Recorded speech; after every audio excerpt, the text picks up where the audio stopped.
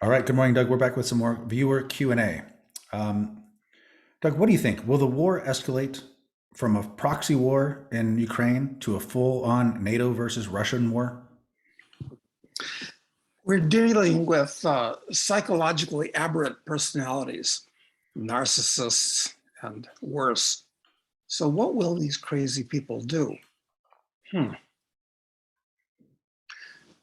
What will it do? What will happen with that war? Listen, the best case, I've kind of given up on the best case at this point, which would be that because Putin really blew it.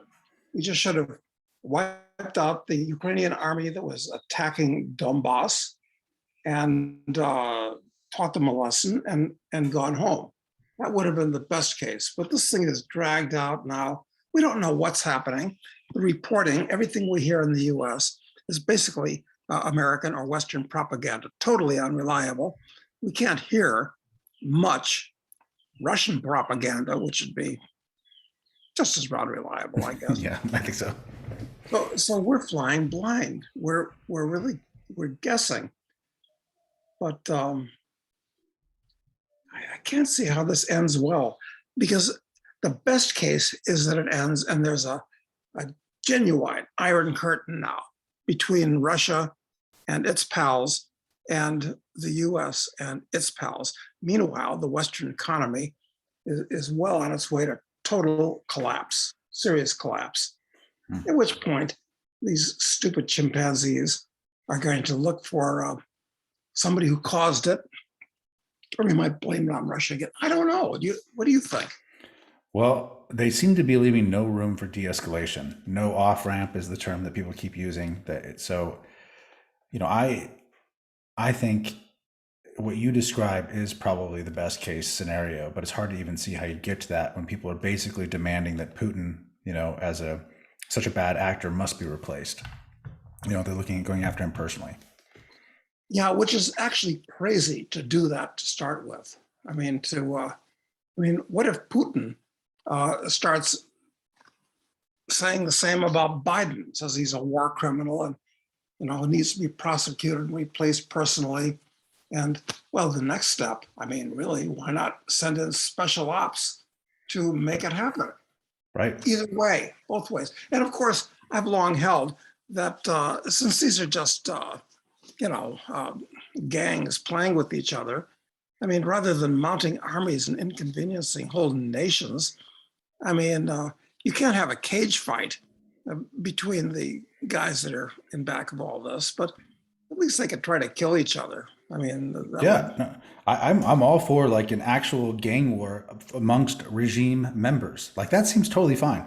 It would save the Yeah, lives of all the plebs in the middle who are basically just trying to do the right thing along the way and get sucked into some fantasy of this idiot dictator or regime leader. So yeah, I'm regime gang wars. Yeah, let them have at it. Do what they want to do to each other, and see what happens. But using young men from various countries, sending them to go die in some cold dirt for their own reasons is silly. It's insane. of course. Do I have that much sympathy with the young men? Because, like for World War One, at the beginning of it, they were all anxious to sign up. They were, and the U.S. war between the states. They were all can't wait to go and get those bad guys over there. So they were just getting what they asked for too. To pox It's out all true. their houses, frankly. It's true, but that's a lot of it's because they fall for the propaganda, and like they're not, when you were raised, you're not when you grow up, you're not given the tools to deal with the propaganda onslaught that you experience from basically, kindergarten, up until adulthood. And if you manage to like figure out how to like dissect the psychological war that's taking place on you, it's I kind of don't blame them simply because they're actually victims of lifelong propaganda. Yeah, we live on the planet of the crazy chimpanzees. Interestingly, and this kind of relates to what we're talking about. I've been watching this. I don't know where it is, HBO or I don't even know. On Jack Reacher. Okay, so Tom Cruise Yeah. made a couple of Jack Reacher movies. And I don't Bad, know. bad, bad, totally bad casting for Tom Cruise to be that guy. Yeah, because The casting for the series, an 8-part series, they got a guy that looks like Jack Reacher in the book, Right. 6'5" and built like a brick Just shit house and exactly. so forth. So I don't know how.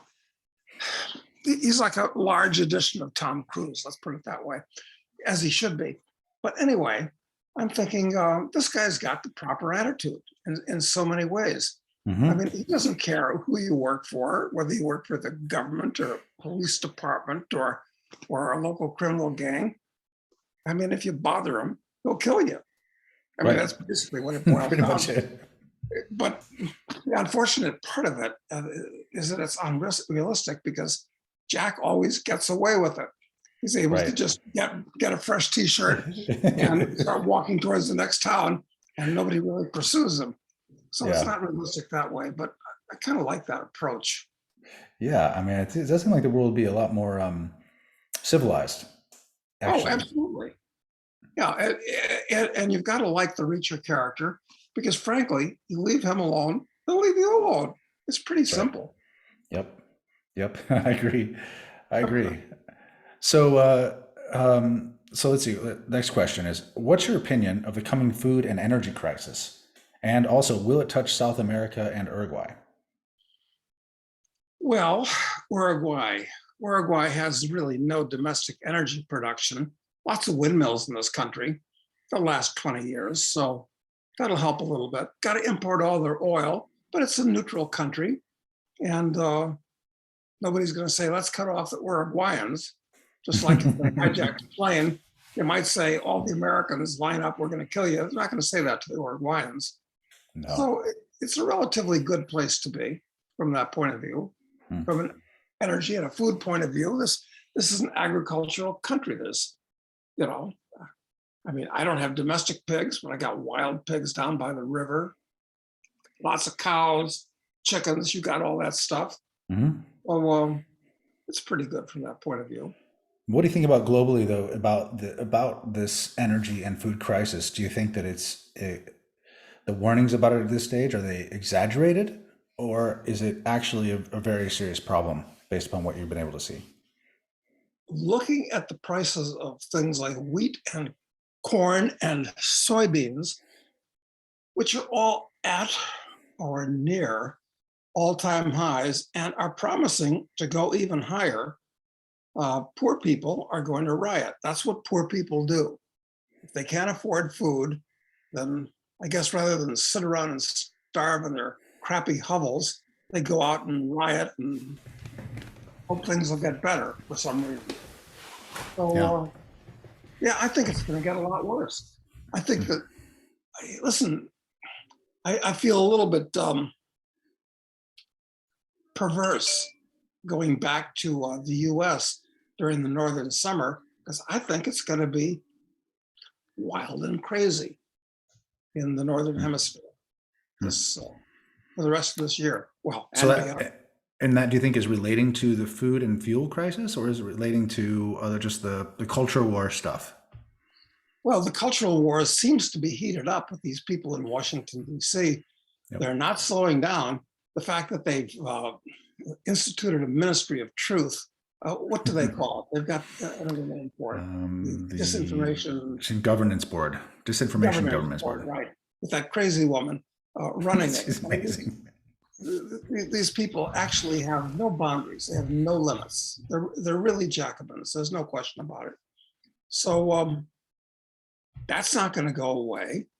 And from a strictly technical point of view, what oil production we have in the US, and there's still lots, of course, a lot of it's shale oil. And the distillates from shale oil are gasoline, not diesel and kerosene.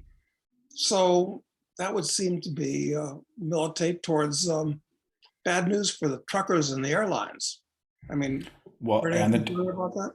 and any transportation period, like everything runs on diesel. Construction, I mean, everything is running on diesel. So, well, and I heard that there was the largest East Coast diesel refining facilities in Philadelphia, and it has been offline because of an explosion since 2019.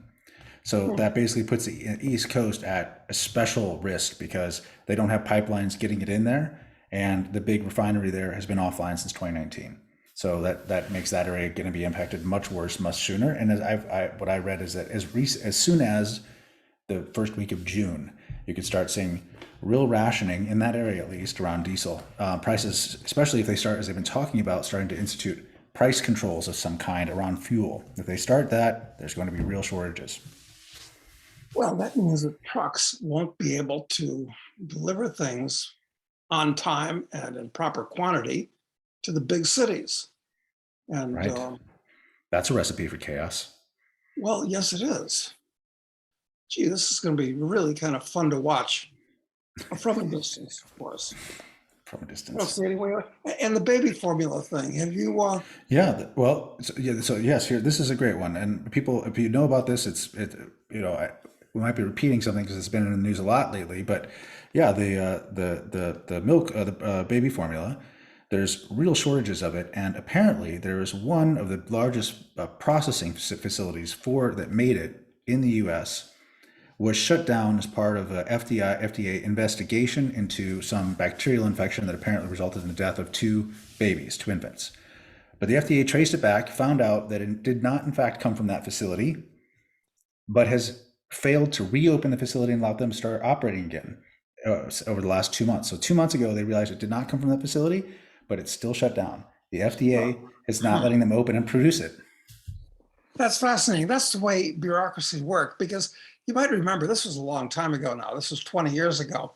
That tryptophan, which of course a lot of people were taking then and take now because it helps you sleep at night. It's an amino acid that occurs in milk. That's why you get sleepy when you have a glass of warm milk at night and things like that.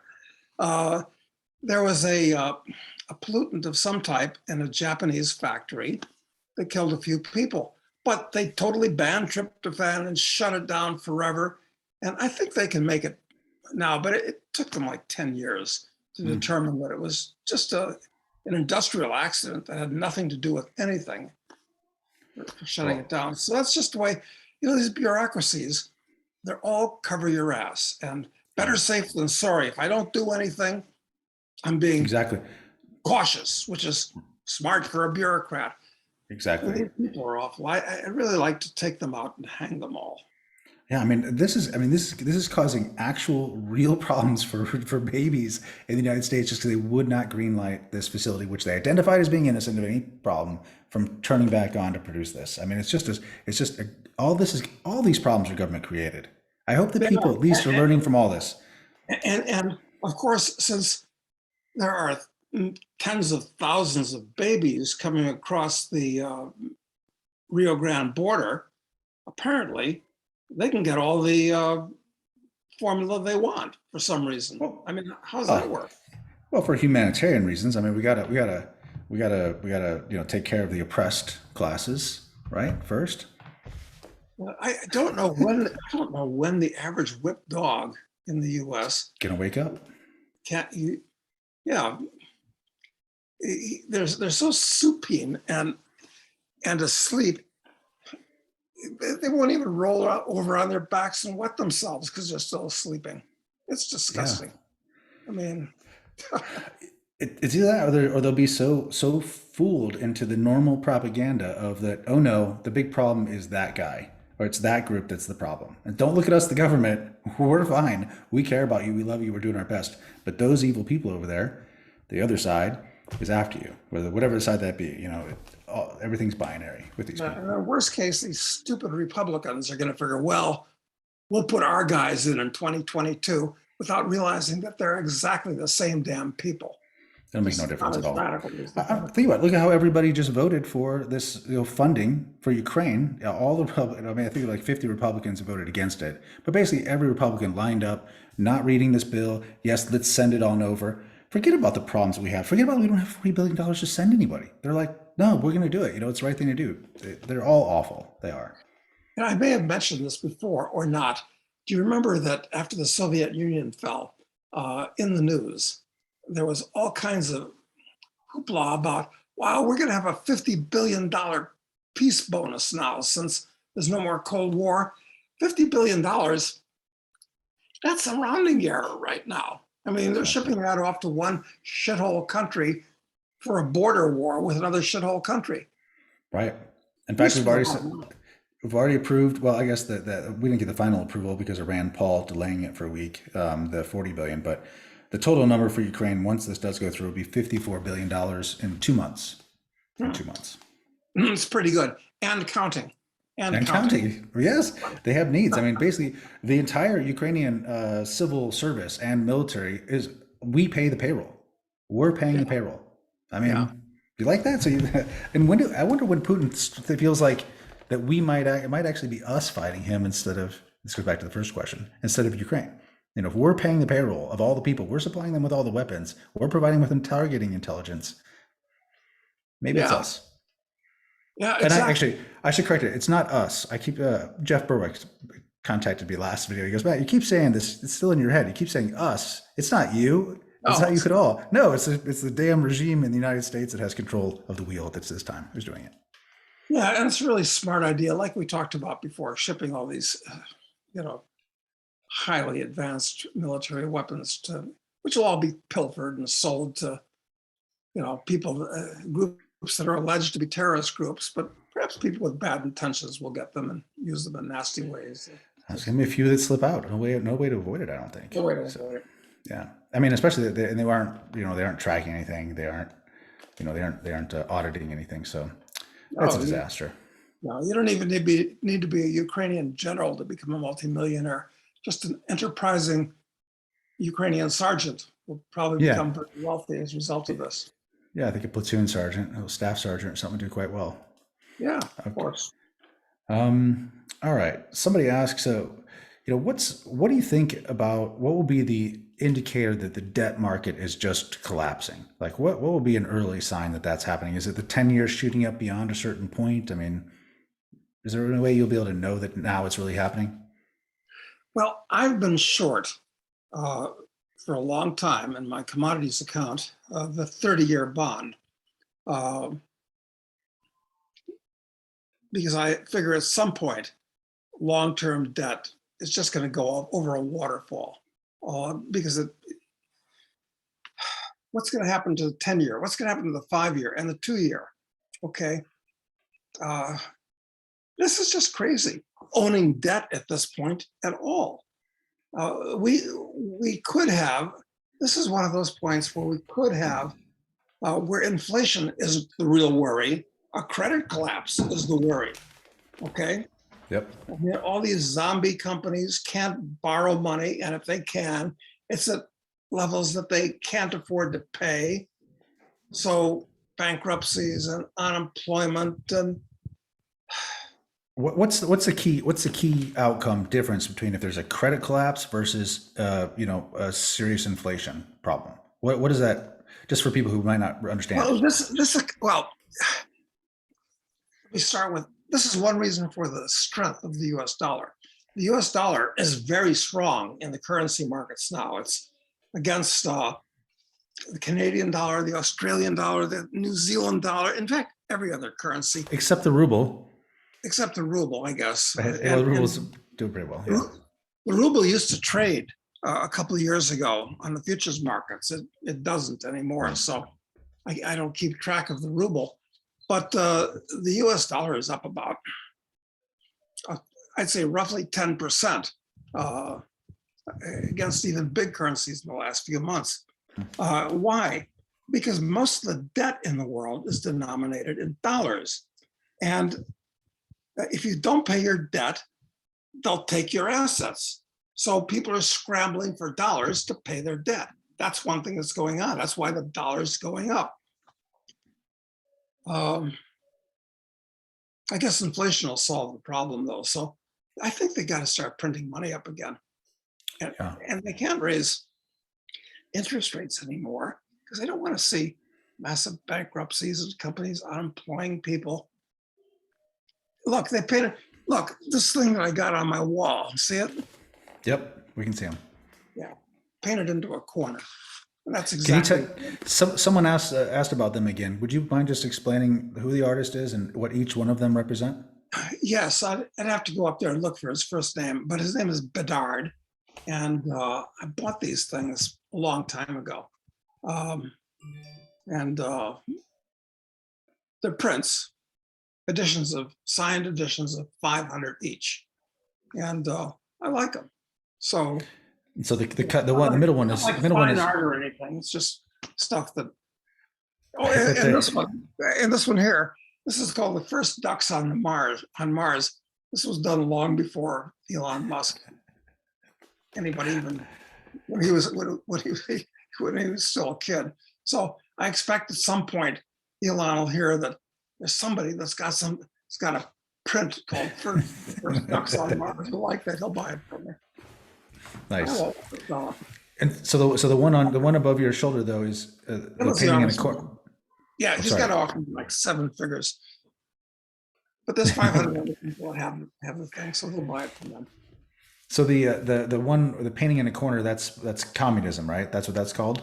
Oh, yeah, the other one is, I don't know if you can see it well here, but it's the collapse of communism, where there's a couple of ducks sitting on a pile of paper money, looking at a dollar sign sinking in the West.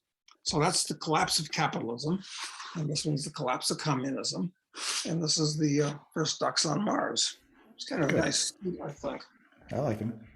I like Yeah. him. Okay. But the biggest difference between a credit collapse and an inflationary event in terms of the outcome for your average, you know, your average person, what is that? What would their experience be like in those two different scenarios? Well, I think that collapse of the currency, Weimar style Germany, which is the ultimate worst case, has got to be the worst case, because then you're back to barter, literally barter.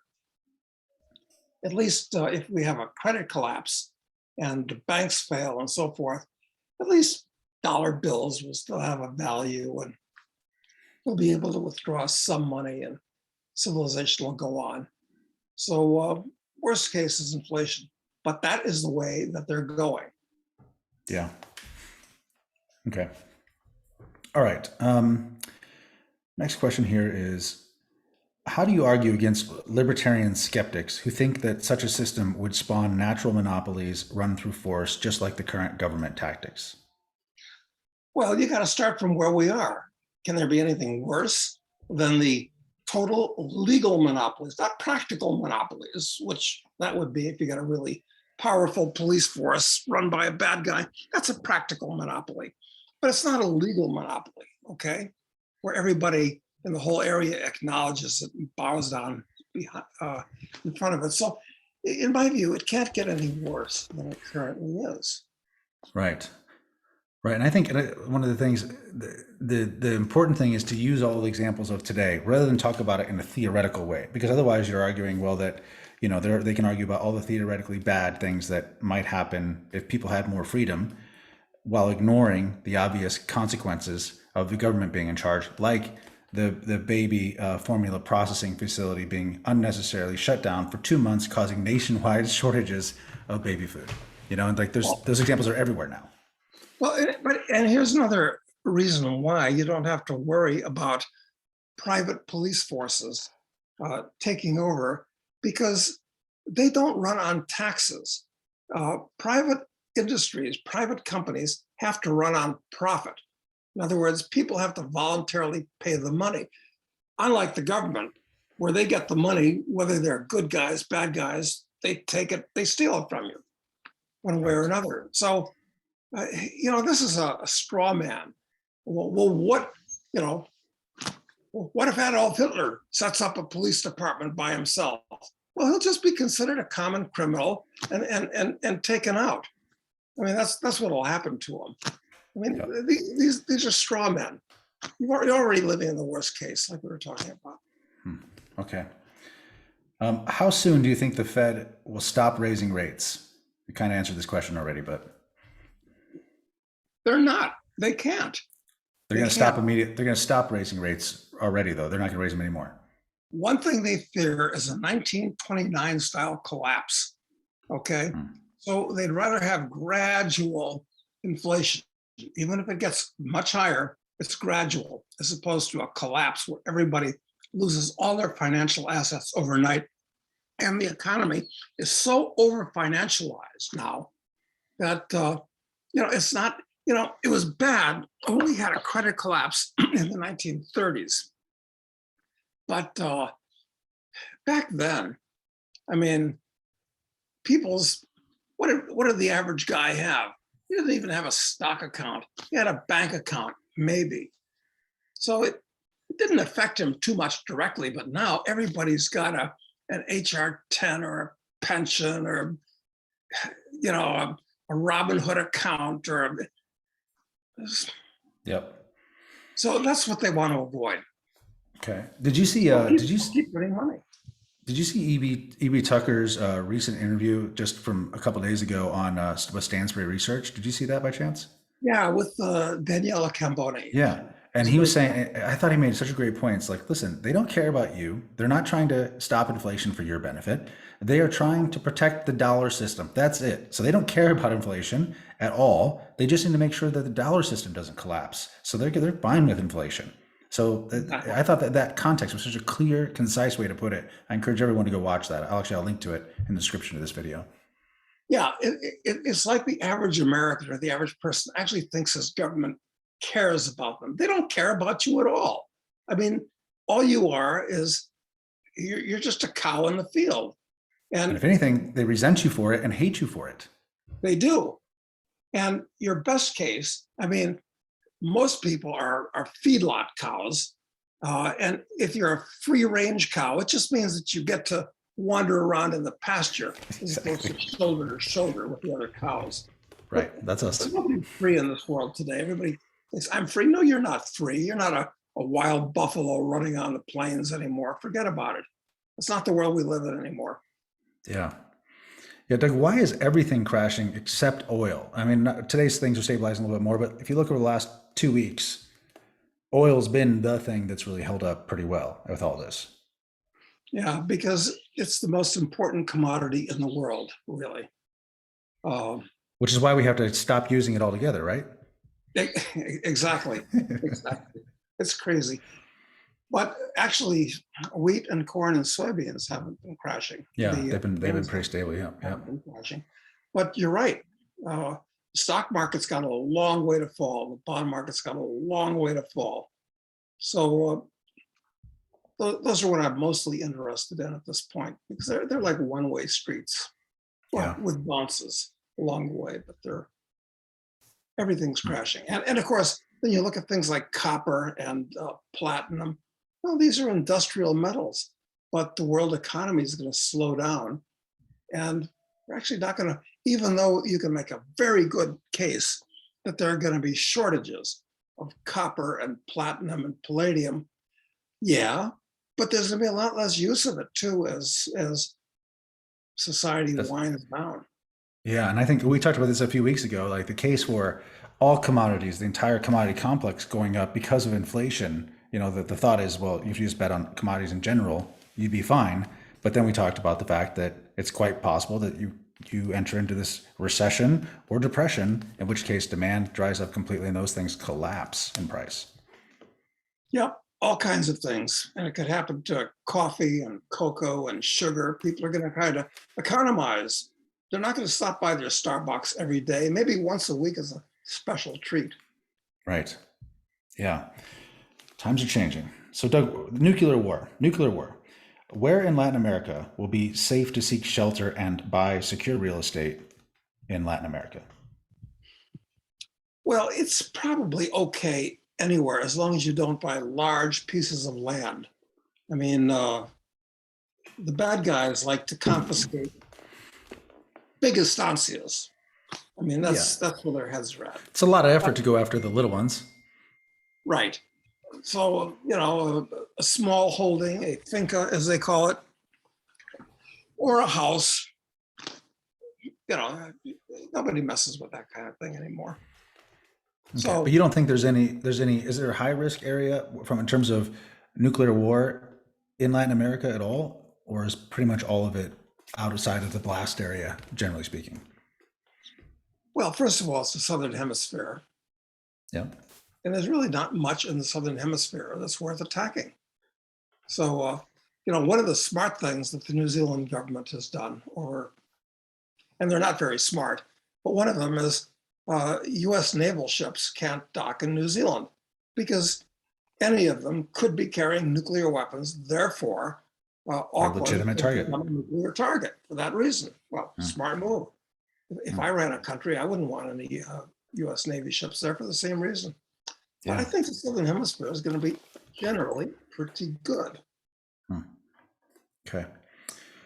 Doug, when you're in the context of investing, what's more important to you, cash flow or price appreciation? Used to be price appreciation. But now, you know, since I don't run around in offices doing deals anymore, increasingly it is cash flow. For instance, yesterday I had a bunch of cash and I said, what am I going to do with this cash? Well, what I actually did was sold put options on Petrobras, which has an indicated yield, believe it or not, of 20% right now, and Whoa. is selling at 4 times earnings. Take a look at that. So I'm looking to Oh. buy a pretty large position in it because I want the yield and I like oil. Uh, if anything, oil What can go higher. what time frame are you looking on those put options? Hmm? What time Well, when frame? I sell options, they're always very near term.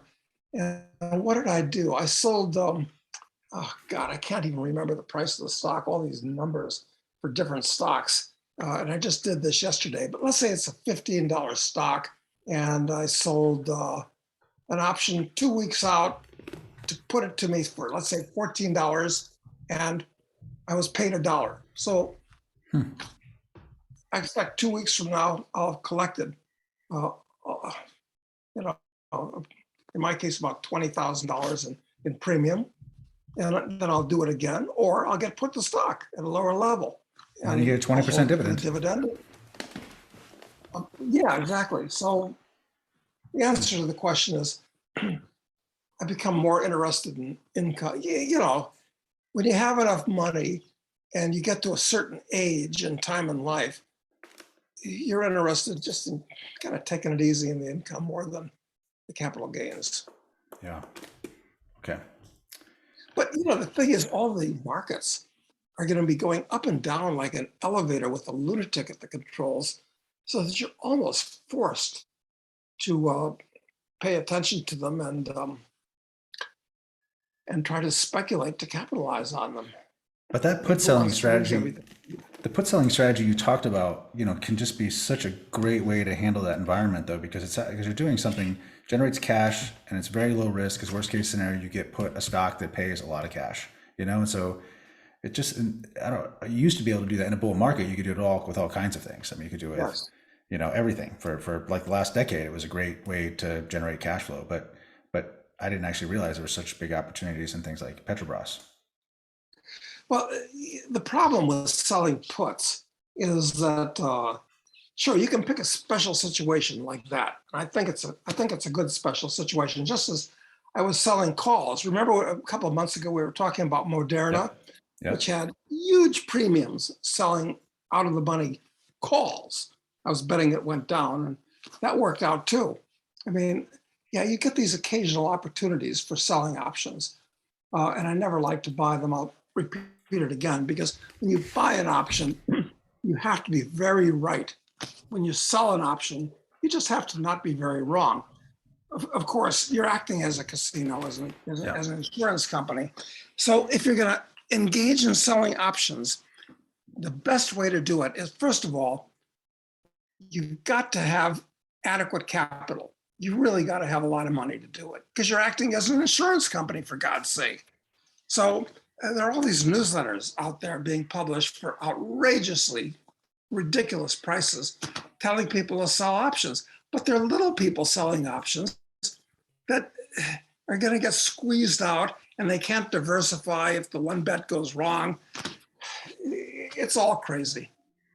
But it's a great skill to have in the markets. It's a really good one to try and get your head around and and look for these special situations that you just described, because it is a great tool.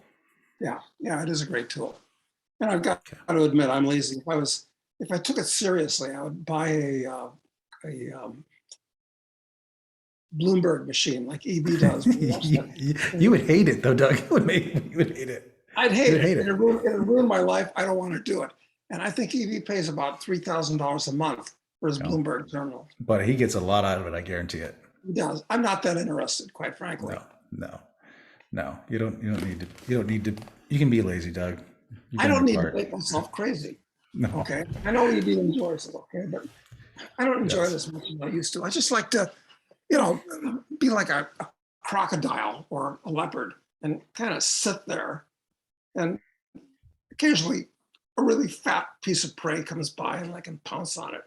But I don't Yeah. like to, this stuff with hello, New York, bye. Hello, Chicago, buy. Hello, Los Angeles, sell. New York and Chicago are buying. This stuff doesn't much. No, no. All right, Doug. It's a cryptocurrency question. Crypto markets have been clobbered in the last few weeks, but really since November they've been on the decline. Do you still have a favorable view of Monero and Pirate Chain, the privacy coins? Look, I'm the wrong person to ask because there are what, 18,000? That's the last number I heard. I have no idea if it's right. Yeah. Crypto entities out there. My understanding, but it's a layman's understanding, that Monero and Pirate Chain are two of the most privacy capable currencies. But, it's the answer is, I guess so, but I'm the wrong person to ask about that. Yeah.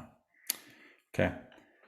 What do you think, Mike? Do you have Well, anything? I think that the case for owning those is not really appreciation. It's like if you end up finding yourself as a Jew trying to get out of Germany and you sold your gold into your clothing kind of a situation, where you have some assets that really are private, that really can't be known about, can't be traced in the same way. It's like it's an insurance policy. To me, it's not a capital gain, opportunity. That's the way I've always looked at those. And of course, they have gone up a lot, in the period that I've owned them. But recently they've been hammered. I mean, it looks like Monero's down 35.5% this month or in the last month. Wow. Year to date, though, let's see. No, the last 3 months it's down 12%.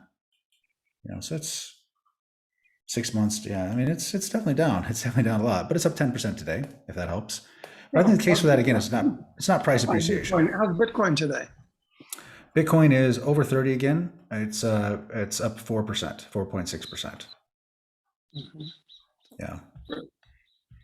So I don't know. I mean, someone asked generally what thought with crypto. I think this definitely could be like last time when it got to 20 grand, and then it just goes into kind of a dark period for a while, and really shakes loose. I mean, I saw the fear index was at its most extreme level. It was people were terrified. Bitcoin holders were terrified of Bitcoin. It was at 10 on the negative side. It was as most extreme as you could get.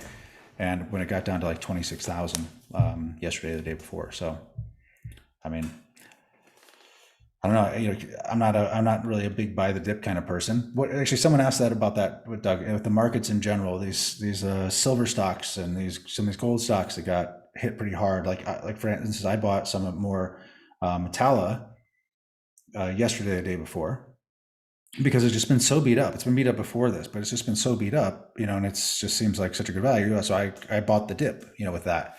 What do you think about that generally in this time period with so much uncertainty in the market? I think that the only place to be in the market right now are gold, silver, uranium, and oil stocks. I can't think of any other places to be. Not really. So in those yeah, cases, buy the I dip. think it makes sense. I mean, that's why I'm trying to buy Petrobras right now. And I already have plenty of gold and silver and uranium stocks, but now's a good time to buy them. Oh, incidentally, I wish I'd sold them all at the top if I'd known it was the top. But Yeah. I'm not a trader. Traders eventually all get hammered because they're trying to second guess the market. But you have hit the top with some stocks you've owned in the past. Famously, Bree actually hit pretty close to the top, right? And Diamond Fields, yes, those Yeah. were, I So did what talk was about it? those. And Hive. Hive was a question Right. that somebody asked. I got lucky on Hive. Bought it when it was way pre-public and sold it pretty close to the top. But And that's how did you know though? So luck. you're not a trader. How did you know though? Because those times everyone's feeling very, very euphoric about it. Everybody's talking about it and everybody's Yeah. euphoric and, you know, and the train leaves the station and then a new train leaves the station. So you don't want to stay on that old train until it comes to a bridge and crashes and everybody Yep. dies. Yeah. Do you remember when we were in Mexico last year at that Nomad Capitalist event, and that day I had lunch with people who were talking about Ethereum and like how amazing Ethereum was the best. It was like the only one you should own, and everyone was so pro Ethereum that after lunch that day I went and sold about half of all the Ethereum I owned.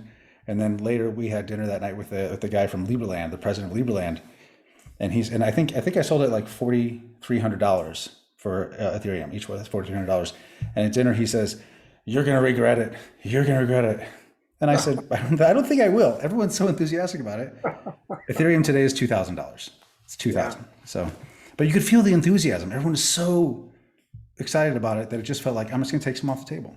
I'm just gonna One take of it. the best things about playing polo, incidentally, was going to parties with polo people, bunch of rich guys that made money someplace else. And you hear what stocks they're talking about it. And it really told me, helped me to keep my finger on the pulse of what's going on. I should try to watch Jim Cramer too. I Oh, understand that he's the worst. on his show, it's almost always the top. It really is amazing. He's such a contraindicator of things. It's so amazing. And I know people take examples constantly or posting them on Twitter, so I see all of his exact opposite as totally wrong calls. I don't see his good ones because I don't watch his show, but maybe there's some good ones in there too. But if you were just to survey the memes that are about him, he's the worst stock picker known to man, or he's doing it on purpose to destroy people's wealth. I don't know, but it's bad. It's bad. But maybe he's just like a magazine because, Yeah. it used to be that the only investment letter you needed really was to go down to the corner drugstore and see what was on the front cover of all the magazines and get an idea of, what the average guy thought he ought to know about, which was, so Kramer's maybe like that. Yeah. He's just a journalist talking about stuff that interests other people. So maybe he can't be that dumb. He's Well, actually, that's true. On the show, he has to cater to the ideas that people want to hear about. So he's talking about gold stocks all day. Like, no one's going to be interested in nobody's hearing gonna that. watch him. Yeah. No, Yeah. not gonna Yeah. know what he's talking about. They're gonna think he's stupid. Yeah, exactly. He's got to talk about stuff that It's everybody popular. wants. Yeah. Exactly. Yeah. So someone asks for a couple of your favorite childhood memories. I think it's moving because on the relatively rare occasions that we moved from one neighborhood to another, not that I wanted to leave the old neighborhood, but it was the adventure of going Hmm. someplace totally new. Hmm. I mean, Can you tell me about one of those times in particular? Where were you moving from and to? well, let me see. One time I was a little kid. I was like how old was I? Must have been a kindergartner, and we moved from Maryland to the south side of Chicago, and it was an adventure.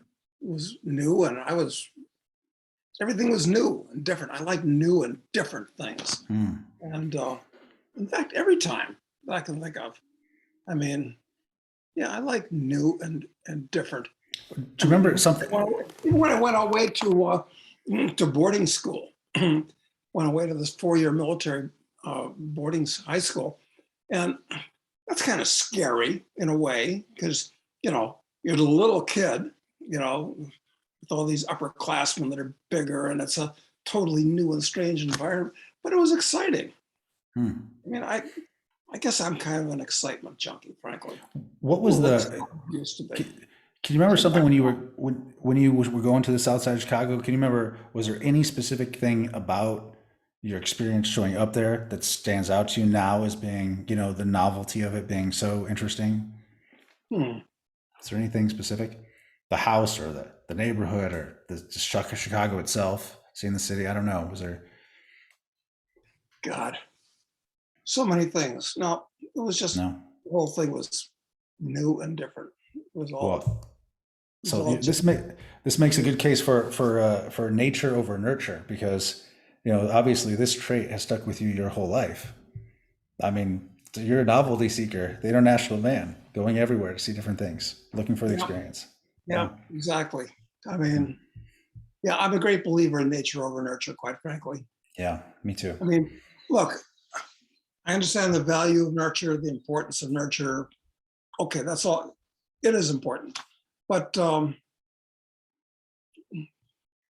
quite frankly, I've always thought that I've always been exactly who I am and the way I am.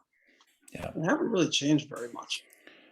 Well, I assumed it was. I assumed nature was more powerful until I had kids. I assumed nurture was more powerful until I had kids.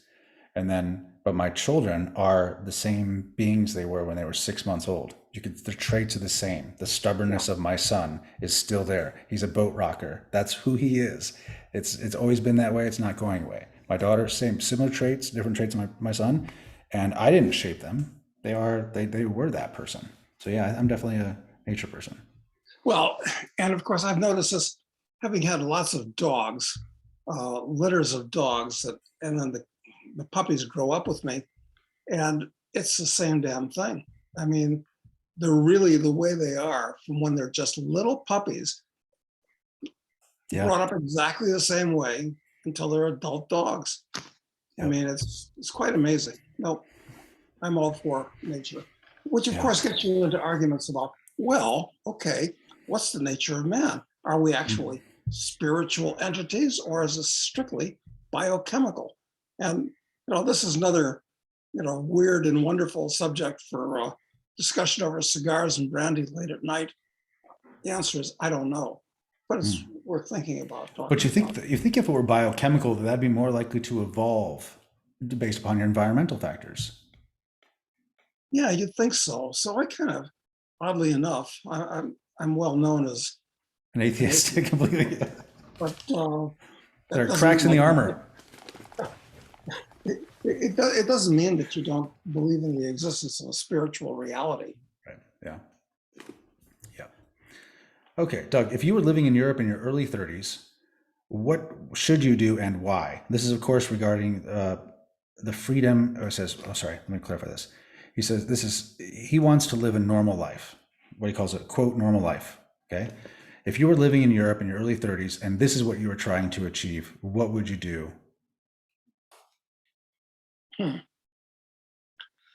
I don't know. What would you do if you were living in Europe in the 1930s or the mid 40s? I'm not What sure. I what think about we're the idea going of through that kind of time.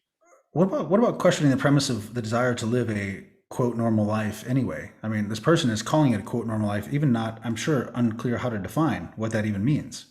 Yeah, I guess it means a peaceful and relatively prosperous life where you have more pleasure and less pain and just a pleasant bourgeois life. I'm all for it. I think it's wonderful. I So mean, so yeah, I mean the last thing you want to do is is live in Stalingrad or Berlin in 19. exactly. Okay. Exactly. So if that's the case, then what are the tools that one needs to live a life like that? Like some things come to mind immediately. Like you need to be a productive person. You need to actually create real value in the world so that you can derive money or power or whatever that allows you then to control your environment or to choose your environment more effectively, right? So being a productive individual that can add value to the world and reap the rewards of that is a key part of that. What else would they need to do? Yeah, well, that's the main thing. I'm very inner directed, and the in order to get what you want in life, to have peace and prosperity, uh, you've got to be able. look, you've got to learn as much as you can. You got to do as much as you can. I mean, there's no way around it. Yeah. In the hope that you're born in the right environment. I mean, we've been so lucky to have been born in the West as opposed to other places in the world. But maybe, we've had our good times, maybe we're going into bad times. But the one thing you can influence is you've got to keep learning things, even if the thing may be of no obvious use right now. For instance, what am I doing right now in my evening? If I don't watch a series or something like that, which are very tempting. Incidentally, one series I'm watching, which is surprisingly good, is the who's that horrible person that Jack Ryan? Who was the guy that created him? Um, it's Clancy. Clancy, right? I basically despise everything I know about Clancy as a person, but the series is really pretty damn good, technically accurate, and very realistic as far as I can tell. Okay, so I do that, but actually, the last couple of nights, what have I done? I've been listening to a 20-hour course on Shakespeare by a really good professor, and it's really interesting. Now, of what possible use can knowing more about Shakespeare's plays be to me? Well, almost no practical use, but maybe not. I mean, it could be that I run into somebody who is also a Shakespeare aficionado, and we form a bond because we exchange views and the way the world works and this type of thing. So there's indirect benefits as well as you just learn stuff. You don't know how it might possibly help you. Well, there's other things. I What are mean, you supposed to do with your time? Shakespeare is telling, like you take like a story like Hamlet, which is like a basic story template that is so ingrained in humans. It's like, your father is killed by your uncle and you want to avenge him and rescue your mother. This is like a basic storyline that exists throughout every culture in the world. And it really connects with people, like that basic format of a story, that basic plot line. And so all of his plays basically do that. They have some version of that, these stories that are deeply ingrained in the human psyche. And so if you want to be better as a better storyteller for writing or for entertaining others or whatever, like understanding those plays and the roots of those plays, I think is something else you can benefit from. So there's plenty of stuff you can pull from it, I'm sure. Yeah, huge amounts of stuff. Not to mention interesting anecdotes that you could toss out at a cocktail party, which will amuse other people, and there's always a benefit to doing that too. Well, Doug, I think one of the other things when you talk about this is like learning things like this is that, it's important, I think, if you actually want to live a normal life, to not be totally utilitarian in your approach to what you do and how you spend your time. I mean, being a pure utilitarian basically, means you go and try and do something to get something. And first of all, you miss all the richness of life by doing that. Like there's all the good stuff doesn't come when you just do that, do this to get that.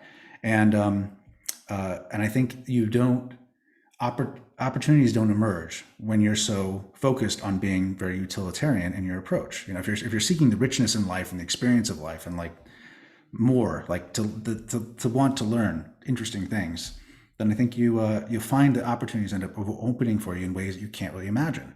One of my big things when I first started, so I didn't really travel really at all until close to the time that I met you, and I moved down to Argentina in 2007. And what I decided to do at that point is and I had some free time. I was just like, if I get an invitation from somebody who I think is interesting, wherever it is in the world, I'm going to go. And what am I going to get out of it? I don't know. Will it be worth my time? I don't know. Will it be just a terrible experience? I mean, sometimes it was actually, but oftentimes it led to things I couldn't possibly have imagined. If I set it as a goal, I couldn't have done anything in order to make that goal happen. The things that ended up coming from that, just being open to the possibilities and being curious about stuff. So utilitarianism is a mistake in my mind if you're trying to pursue a rich life of any kind. Yeah, I completely agree. You want to get as far as you possibly can from acting like a potted plant, which is what most people do. Because it seems very rational. There's dangerous things over Sure. those hills, right? Well, like the question that we just had a while ago. I mean, where the chap says, I just like to live a pleasant life in Europe. And yeah, okay, I understand. I mean, it's God's plus. What happens? You're born, you live, and you die. I don't know. I suppose that's better than not having lived at all, but it's not very expansionary. Yeah. Yeah. Okay, Doug, was there a deep state in the Roman Empire? And if so, what happened to them? Oh, absolutely. They were called the Senate. And then under the Senate, there were the rich guys. The senators were the politically powerful, but also rich. And under them were the equestrian order, called Hmm. the knights. And they were commercial. And they were all deep state, looking for government contracts and looking to be the procurator of a province so they can loot it. And absolutely.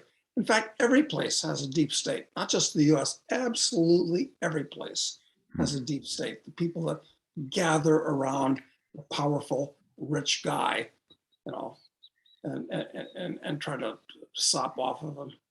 Well, listen, Mike Tyson used to have a deep state when he had, you know, Yes. hangers Yes, he on did. with him all the time. Yep. Yep. He did. He did. Okay. Doug, if you lost all your wealth and worldly possessions tomorrow and had to restart at your age, what do you, well, first of all, do you think you could do it? And second of all, what do you think you would do in your first year? Well, to start with, I've become much more contemplatively oriented as time has gone on. So I would certainly not be as driven to, grasp uh, material goods to my withering breast. I mean, frankly, it's like It'd be unseemly, Doug. It really would, it wouldn't would it? be unseemly. In fact, I was looking at speaking to the subject. Uh, there was a video about life on the veldt in Africa. And let's say that you're a lion. And, and this was what the little thing was about. You're a lion, you're a big, powerful lion, and you get 5 or 6 female lions, and you got your own territory and all that type of thing. Hey, things seem pretty good. But you know what happens to that lion is that That's old. he gets old. And eventually he gets old enough that he's challenged and he either gets killed or more likely is he wanders off because he's not part of the pack anymore. He doesn't serve a useful purpose anymore and he can't hunt anymore. He can maybe get by for a while. And they showed a picture. It's like used to be a wonderful, strong lion. And then he's just a bag of bones with a lion skin covering it. So that's part of my answer. Okay, is that This happens to everybody. This is going to happen. everybody listen. It's happening right now to a friend of mine.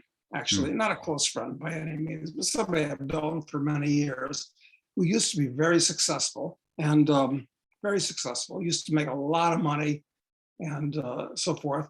But he hasn't been prudent. He's lost all his money, and I've had to loan him money. And he's about my age, and he's asking me, "What should I do to make?" I don't want to adopt a papoose and reward somebody for their bad habits. So I'm not answering the question directly again. What would I do? I'd get by, you know. Well, one of the things, Doug, is that and like this guy's doing with you, and it's not really like this is not an ideal situation, and he's like catering a lot to your sympathies, but you're a person who has created a lot of value with other people around you your whole life.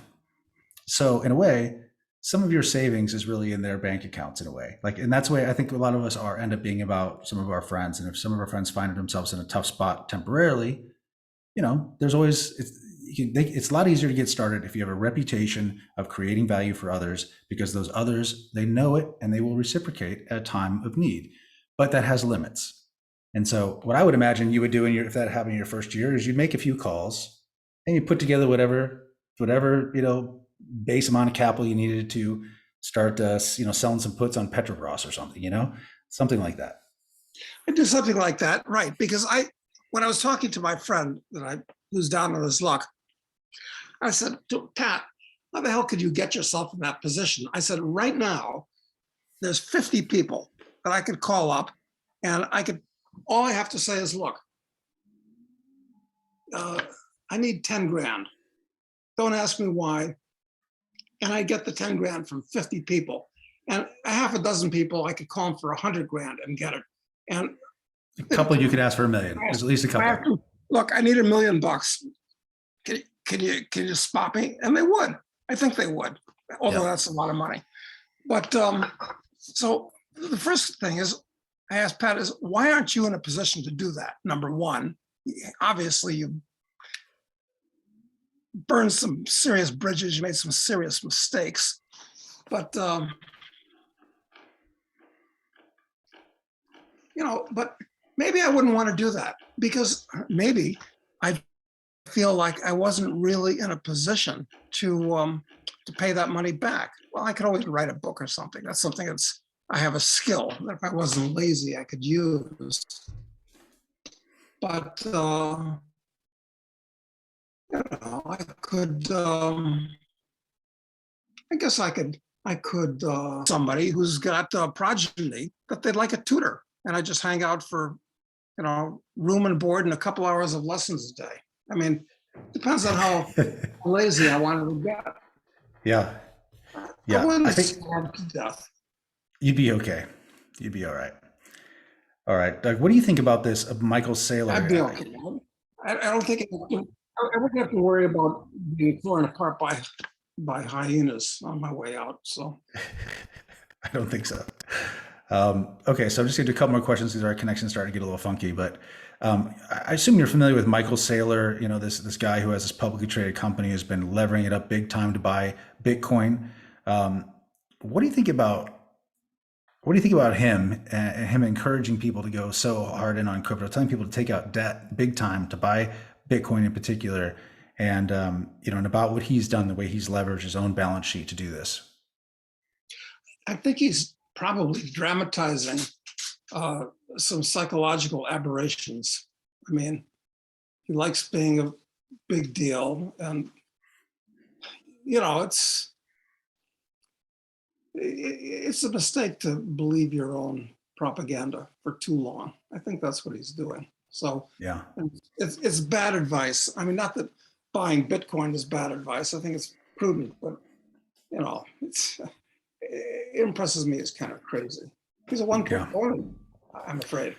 it really is. It really is. And one of the things that I find really interesting about it, and so reckless on his part, is that because everyone knows, his entry points and the leverage he took out. So if you want to set up a short against him, if you want to go hard after him and push him out, right where you got to get him down to. Like, his exit point, where he has to get liquid on it. So he kind of set himself up to get really harshly attacked. And I wonder how much of what happened with the aggressive selling in the last week for Bitcoin was just around people going, there's an opportunity to cause forced selling for him, and push the market down further.